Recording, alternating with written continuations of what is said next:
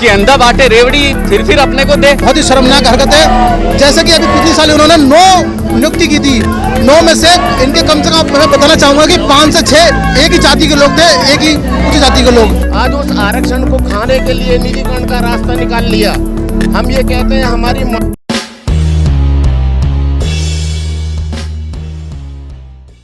Lateral entry के बारे में क्या बोलना चाहेंगे आप? अपने परिचय के साथ बताइए। देखिए, मेरा नाम सोनू है, मैं मिशन जेपी का सिपाही हूँ और लेटर एंट्री के बारे में यही बोलना चाहूँगा कि जो विद्यार्थी सालों साल और लाखों रुपए खर्च करके जो परीक्षा पास करते हैं, उनको तो ये बताते हैं कि ये सक्षम नहीं है, कम उम्र के हैं, और जो किसी प्राइवेट कंपनी में काम कर रहे हैं उनको कहते हैं कि ये सक्षम है। जॉइंट सेक्रेटरी बनने के लिए कम से कम किसी आईएएस अफसर को 15 से 20 साल लग जाते हैं जॉइंट सेक्रेटरी बनने में, और ये डायरेक्ट किसी कंपनी से, प्राइवेट कंपनी से बुला के उनको जॉइंट सेक्रेटरी बना रहे हैं। तो एक बहुत ही शर्मनाक हरकत है। जैसे कि अभी पिछले साल उन्होंने 9 नियुक्ति की थी, 9 में से इनके कम से कम मैं बताना चाहूँगा कि 5 से 6 एक ही जाति के लोग थे, एक ही उच्च जाति के लोग।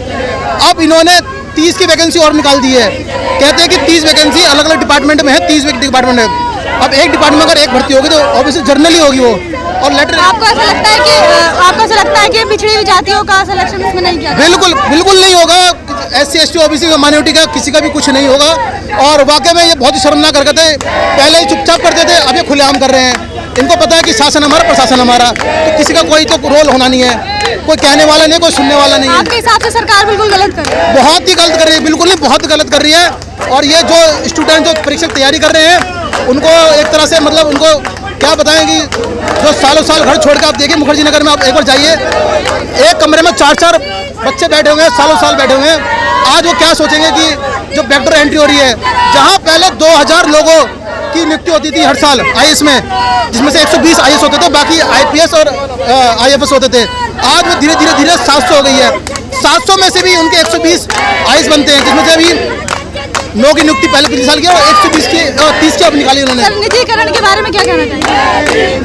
निजीकरण के बारे में क्या कहना चाहिए? देखो, निजीकरण में क्या होता है, मैं बस ये बताना चाहूँगी, जो भी इस समय चल रहा है बहुत ही गलत चल रहा है और केंद्र सरकार बहुत ही गलत कर रही है, चाहे किसान आंदोलन का हो, निजीकरण का हो, चाहे लेटर एंट्री का हो। कैलाश जी आज हमारे साथ हैं, आइए इनसे कुछ बातें करते हैं। लेटरल एंट्री के लिए हम लोग यहाँ इकट्ठा हुए हैं क्योंकि सरकार पिछले दरवाजे से अपने अपने लोगों को सिविल सर्विस में लेके आ रही है, और केवल नौकरी का मामला नहीं है, क्योंकि जॉइंट सेक्रेटरी लेवल पर उनको जो लगाया जा रहा है, ये वो लेवल है जहां सरकार डिसीजन बनाती है, पॉलिसी बनाती है। तो अगर सीधे सीधे उनके लोग आते रहेंगे तो उसका प्रभाव जो है वो आगे आने वाली जो हमारी नीतियां होंगी उस पर पड़ेगा, और उसका प्रभाव फिर हमारे लोग जो होंगे, खासकर जो अपने मूल निवासी बहुजन समाज के लोग हैं, उनके ऊपर पड़ना है। तो इसका विरोध तो होना ही चाहिए। सर, पहले भी 9 पद नियुक्त किए गए थे इस चीज़ के लिए, अब 30 कर दिए गए, तब कुछ नहीं हुआ। अब लेकिन ऐसा है ना कि उस वक्त जो कहा गया था, ये मनमोहन सिंह जी का वो लेते हैं उदाहरण, कि मनमोहन सिंह जी को हमने सीधा वित्त सचिव बनाया था, तो वो इकोनॉमिस्ट थे। हम लोग ये कहते हैं कि अगर कोई स्पेशलाइज्ड है तो ठीक है, लेकिन ये नहीं है ना कि सारे आप ही के लोग स्पेशलाइज्ड हैं। जो हमारे लोग भी स्पेशलाइज्ड हैं, फिर आप उन्हें भी रखिए ना, उन्हें भी लेटरल एंट्री दीजिए। लेटरल एंट्री में सिर्फ एक वर्ग के ही लोग क्यों हों? सभी वर्गों क्यों नहीं? सभी वर्गों का प्रतिनिधित्व तो होना चाहिए। जब वहाँ आप एग्जाम देते हैं तो आप अगर मान लो इतने क्वालिफाइड हैं या इतने बढ़िया वो हैं या इतने ज्ञानवान हैं, तो जाके एग्जाम में बैठिए ना। एग्जाम में क्यों नहीं बैठते?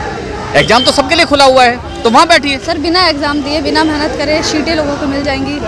भाई मैं वही तो कह रहा हूँ ना कि अंधा बाटे रेवड़ी फिर अपने को दे।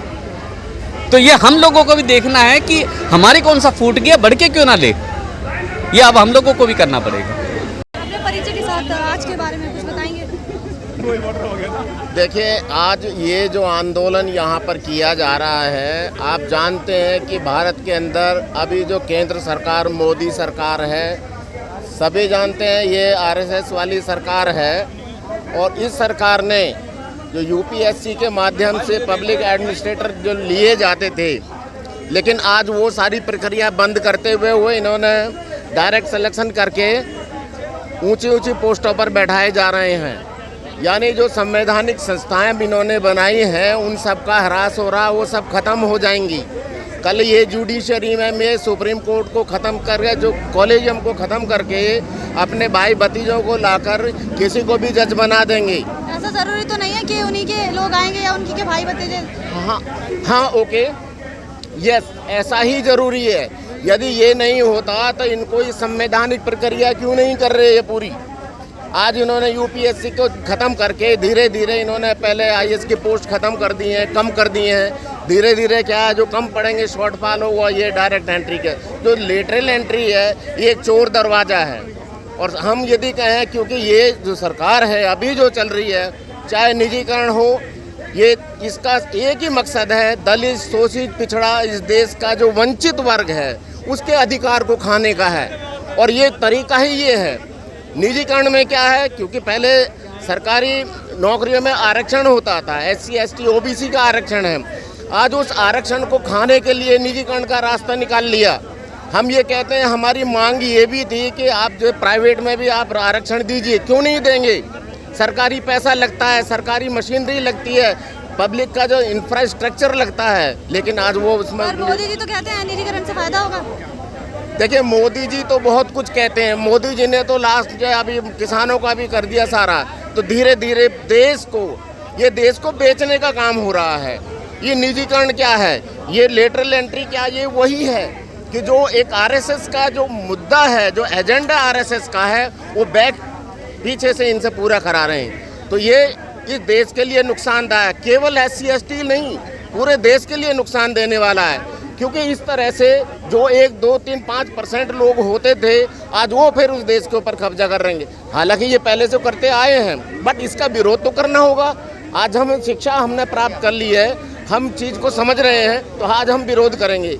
अभी जो इन्होंने किया है तो इसका विरोध होना चाहिए। और हम जब तक ये इस प्रक्रिया को बंद नहीं करेंगे, ये लेटरल एंट्री को ख़त्म नहीं करेंगे, इवन हम कहते हैं प्राइवेटाइजेशन, आप देखिए, कभी लाल किला बेच दिया, कभी बैंक बेच दिया, कभी मोनेटाइजेशन कर दिया।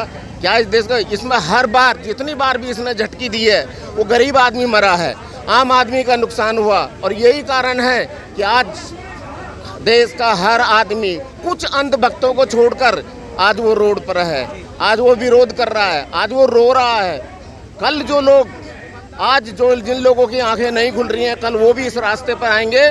वो कहेंगे संवैधानिक संस्थाओं को जिंदा करो, क्योंकि इसने सारी संवैधानिक संस्थाएं डेड कर दी हैं, तो प्राय मृत होती जा रही हैं। इसलिए हम ये कहेंगे कि लेटरल एंट्री जो इन्होंने यूपीएससी के माध्यम से पहले चयन होता था, वो नहीं होकर इन्होंने डायरेक्ट जो किया है वो गलत है, इसका विरोध है, इनको वापस करना होगा। सब्सक्राइब करें आपके अपने चैनल समता आवाज़ टीवी को, बेल आइकन दबाना ना भूलें सबसे पहले हमारी वीडियो देखने के लिए।